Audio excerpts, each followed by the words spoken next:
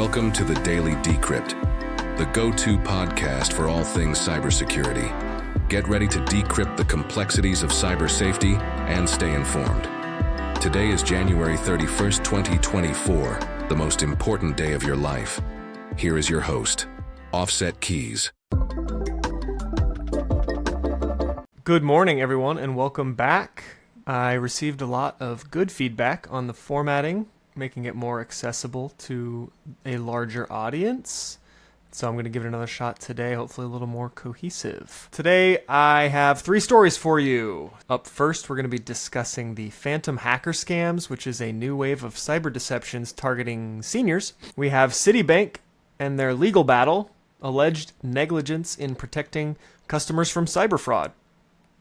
And a dark web data leak targeting specifically network operators, which is who you do not want to have their data leaked. So let's go ahead and get started. Our first piece of news comes from the FBI's Internet Crime Complaint Center discussing a worrying rise in, quote, phantom hacker scams, which particularly target senior citizens. This alarming trend was reported in an article written by the FBI.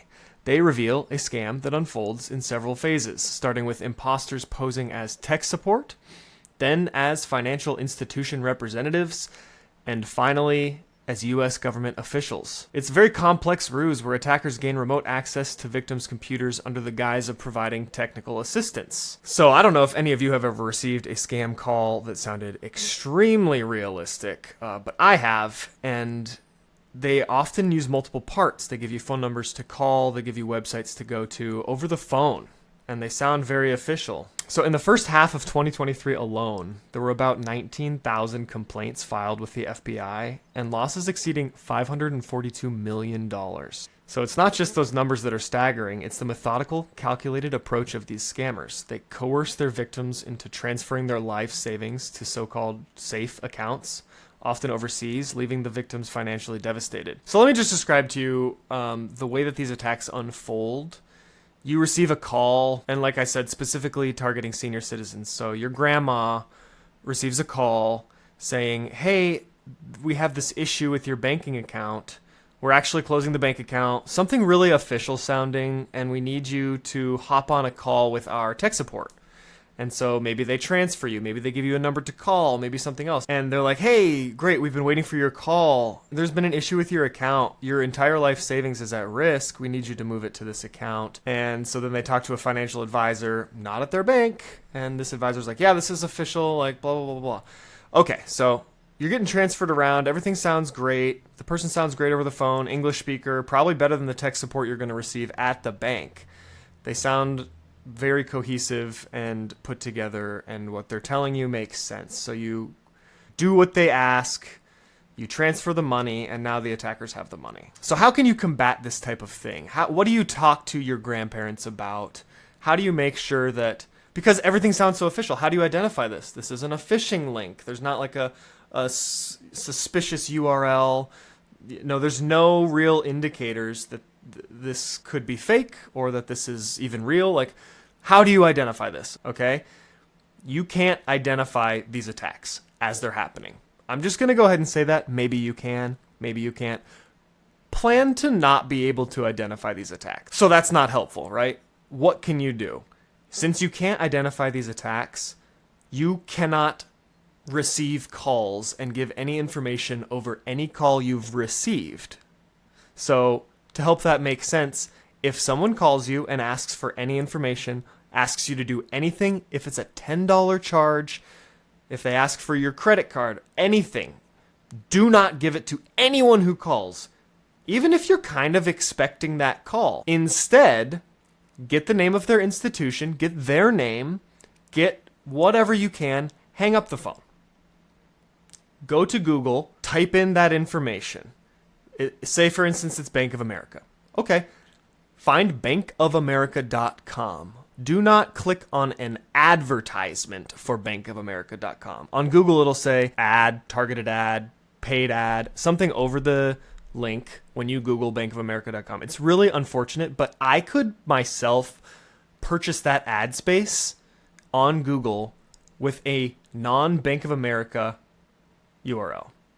So you go to Google, you type in bankofamerica.com, you scroll down 4 or 5, you find actual bankofamerica.com. You go there, you find the customer support tab, okay? You find the number listed there, call it.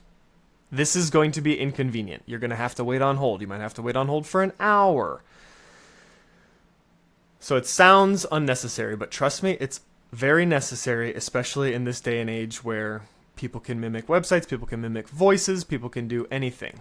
You know, do not give any information over the phone unless you initiated that call and you trust the number, okay? That's the takeaway from this one.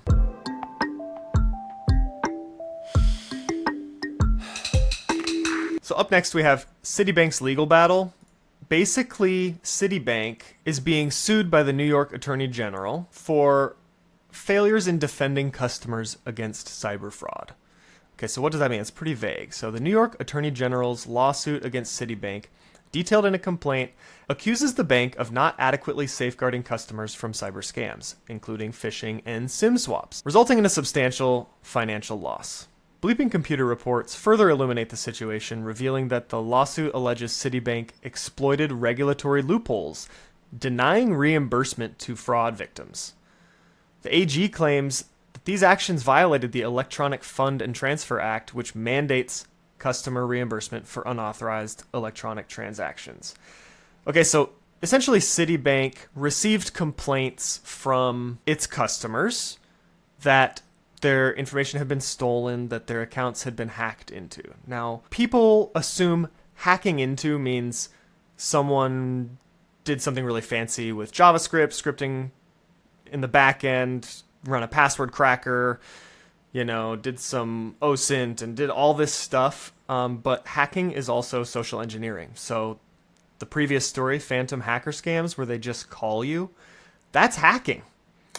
So if you get a call from someone, exactly the same thing as the previous story, and you end up giving away your life savings, this is what we're talking about. Letitia James in New York and other attorneys general are starting to crack down on the companies for allowing this type of fraud to happen. We can't leave this in the consumer's hands. They're always going to get got. We have to require major companies to prevent these things from happening. Now, how can companies do that?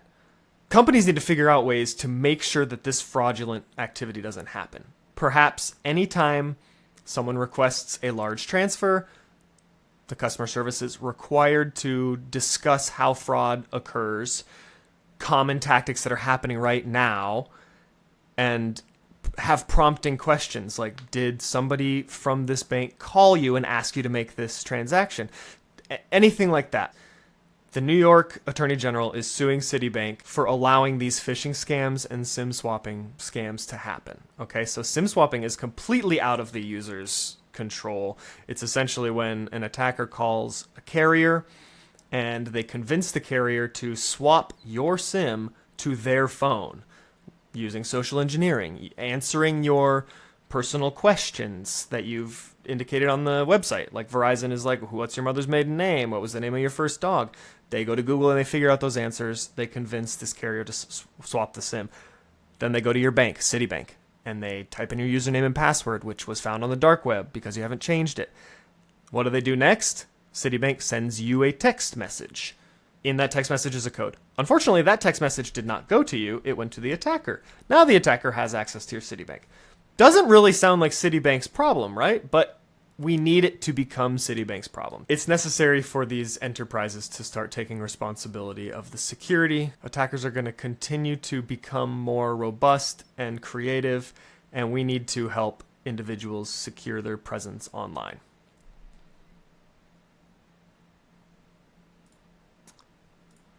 Our final story is about a dark web data leak where network operators' credentials were found. So from Resecurity's latest report, we're going to explore the disturbing discovery of hundreds of network operators' credentials circulating on the dark web. Credentials from major regional internet service registries, which are key to maintaining secure and reliable internet services, are now compromised and available in the shadowy corners of the dark web. The implications of this breach are vast. These credentials, if exploited, could lead to large-scale cyberattacks or espionage activities. So it's not just about unauthorized access, It's the potential for service disruptions, data theft, and other malicious activities that could impact millions of users worldwide. So what does this mean? Every company, every IT department has what's called a network operator who's in charge of maintaining the network. They likely have advanced permissions to operate within the company. They might have access to everyone else's password. They might have access to all the hidden gems and jewels of the company that they'd like to keep secret. So these are the credentials you don't want leaked on the dark web. Hopefully companies have password rotations. Hopefully they have multi-factor authentication. Hopefully they have even physical secondary authentication, like a USB stick that has to be inserted into a computer before that network operator can log into their account. So hopefully most of these credentials found are protected by another form of authentication. But hey, these attackers, they're going to attack. They're going to try these credentials, all right? So if you're a network operator and you know there's a security flaw, do your due diligence and run it up the flagpole. Make sure that you are authorized to use two-factor authentication. Make sure that you're authorized to change your password. If you have an admin account, make that password really strong. Do not use your credentials in other sites when you're signing up for other accounts. And given that this data leak just happened, go ahead and change your password. Can't hurt. You do not want to be on the cover of whatever article that caused your company to be breached. That's it for the news today. If you didn't tune into yesterday's episode, we are hopefully launching a series that will be released on weekends that gives you some creative ideas on ways you can break into the cybersecurity industry. If you're looking for a career change, or, if you're looking to move from development or IT into cybersecurity, this should give you some ideas. So stay tuned for that. We're hoping to release that this weekend. Thanks for listening, and stay safe out there.